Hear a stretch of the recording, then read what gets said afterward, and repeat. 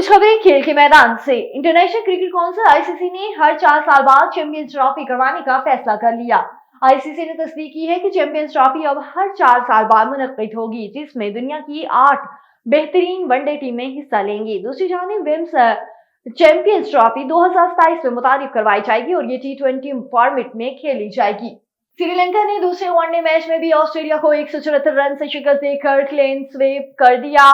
कोलंबो में खेले गए मैच में 282 रन के ताकुब में ऑस्ट्रेलियाई खेल 25वीं ओवर्स में 107 रन बनाकर ढेर हो गई। ऑस्ट्रेलिया के स्टीव सिम्थ 29, जोश इंग्लिश 22 और ट्रेविस हेड ने 18 रन बनाए, जबकि श्रीलंका के डेविड विलिंगम ने 4 विकेटें हासिल की। श्रीलंकन बॉलर सेथा फ्रेंड और वानिद हसानगे ने 3-3 खिलाड़ियों को आउट कर दिया।